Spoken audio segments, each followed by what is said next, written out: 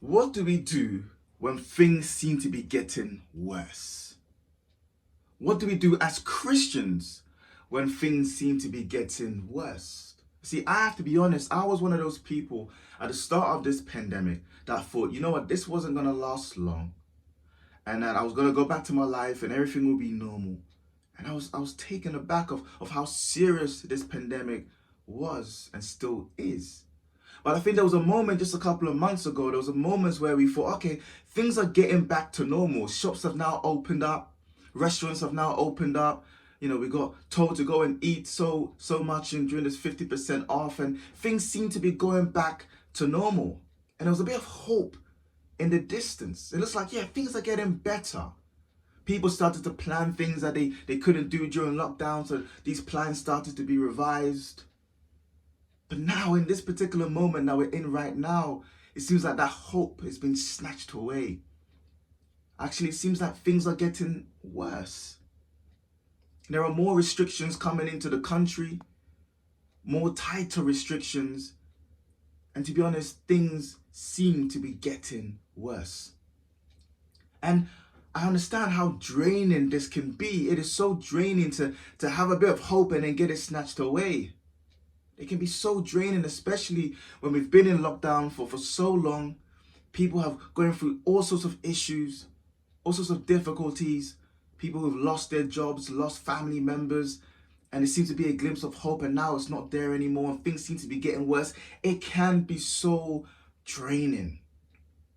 So that's why I was thinking about this question earlier today. What do we do as Christians when things seem to be getting worse? What do we do? Because it's hard to cling on to hope when you can't see anything to hope for. It's hard to cling onto hope when you can't see your situations changing. So what do you do? How do you cope? What do we do when things seem to be getting worse? Now, I'm someone who sits there sometimes and I begin to imagine and I begin to wonder. And as I was asking myself these questions, and it mainly felt like I was asking these questions towards God. What do we do when things seem to be getting worse? I started to have these kind of thoughts come into mind. And I want you guys to journey with me. I want you to imagine with me just for a moment. And it might be a bit flawed, this imaginary picture that I'm given, but I think there's a message in there. Now, I want you to imagine yourself on a boat, on a very small boat. And you can imagine anyone with you on this boat, maybe friends or family. Now imagine you're on this boat and suddenly a huge storm begins to arise. You're in the middle of the sea and a huge storm begins to arise. And you turn around and you realize that there are thousands of other people on a similar boat to the one that you have. And they're all going through the same situation. This huge waves are beginning to arise and this huge storm happens. And everyone is panicking. Everyone's in the same position. So you can't hop on your boat and go to another person's boat because you're going to be in the same situation. Though everyone is affected by this storm. Now then imagine this huge lifeboat, which was sturdy, and with a lifeboat which seems to be very strong, very powerful, a massive one. And it seems to be this lifeguard on there, and he begins to shout instructions for you to do so that you can save yourselves and save your family, save the people that's on your boat, and even the people who are near to you as well.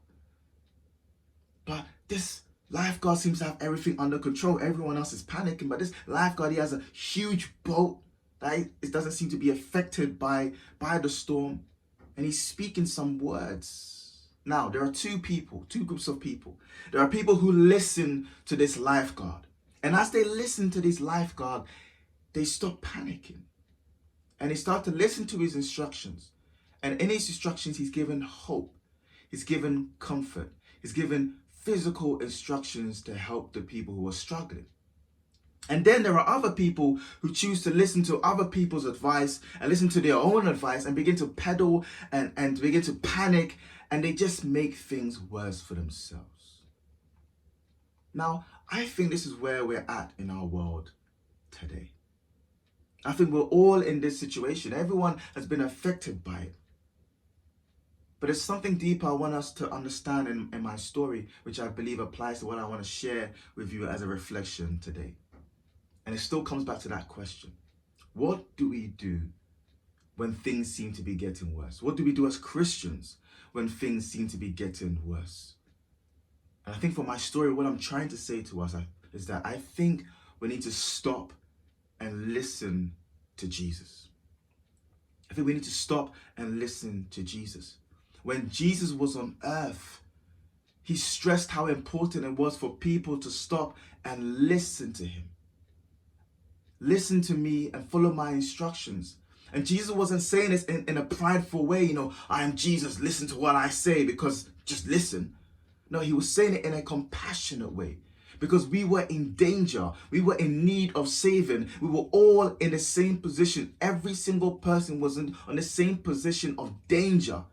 And Jesus was the only one that could save us. So listening to his words is very important and was very important.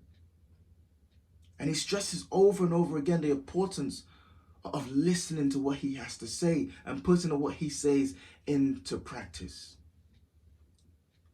Jesus said, listen to me so that you can find safety, so that you can find salvation, so that you can find comfort, so that you can find hope. And as I was reflecting on this, I remember the story that Jesus shared about what happens when we listen to him, and also the effects of what happens when we don't put what he says into practice. And this particular story that Jesus shares is in Luke chapter 6, verses 46 to 49. And Jesus says this: "Why do you call me Lord, Lord, and do not do what I say? As for everyone who comes to me and hears my words and puts them into practice, I will show you what you are like. They are like a man building a house who dug down deep and laid the foundation on the rock. When a flood came, the torrent struck the house, but could not shake it, because it was built well. But the one who hears my words and does not put them into practice is like a man who built a house on the ground without a foundation. The moment the torrent struck the house, it collapsed, and its destruction was complete." Now, there's a huge, clear message that Jesus is communicating to his people about listening to his instructions, but not just listening, but listen to what he says and putting what he says into practice. So Jesus is sharing in this story what happens to those who don't listen to him. People who say, yeah, I listen to you, Lord, but they don't put what he says into practice. They don't end well. Their situations don't end well. But in this same story, he shares about people who choose to listen to what he says, and their instructions and their outcome is good, is sturdy, is firm, is long life. So how do we listen to Jesus? Jesus has already spoken through his word, the Bible, which we have today. And Jesus also speaks to us today through the Holy Spirit, continuing to share who he is to us today through his Holy Spirit. But one thing I want to make very clear is that even when we listen to Jesus and listen to his instructions, it doesn't mean that all our problems is going to go away or will go away. Even when we listen to Jesus, it doesn't mean that no trouble will come our way, no pain will come our way. Because remember that Jesus basically shares with his disciples that, look, you're going to suffer. With some of the disciples, he said that you're going to drink the same cup that he drank, the cup of suffering. Jesus in Matthew chapter 10, verse 22, he tells his disciples, look, you will be hated by everyone because of me, but the one who stands firm to the end will be saved. So listening to Jesus doesn't mean your problems and your pain or no struggles are going to come your way. But there is something powerful about when we listen to Jesus when we're going through the difficult times. Is that listening to Jesus gives us hope.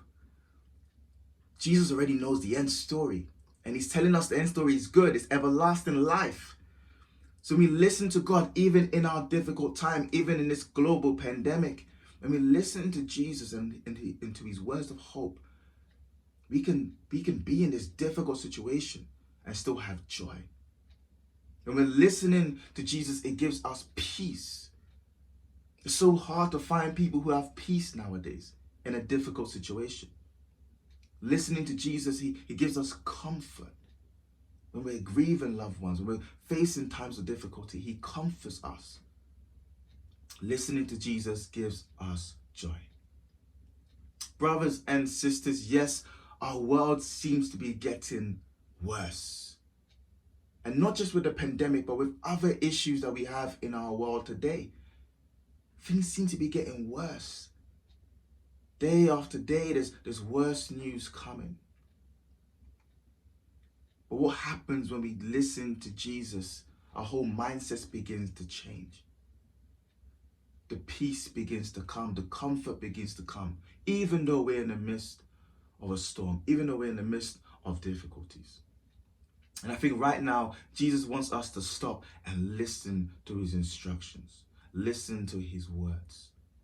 So, as a practicality, I think one of the things I want to encourage us to do this week is to do this everything to listen to Jesus. So on the link below in the description, I've given 30, this website I has 30 different quotes from Jesus.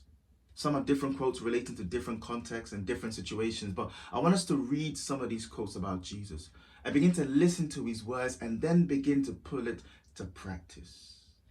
We are all in this same position. We all live in this world that seems to be dying and difficulty seems to be arising. But those who listen to Jesus will endure to the end. Those who listen to Jesus will experience this peace in hardship, will experience this hope in hardship. And this is what Jesus wants us to understand today. God bless you.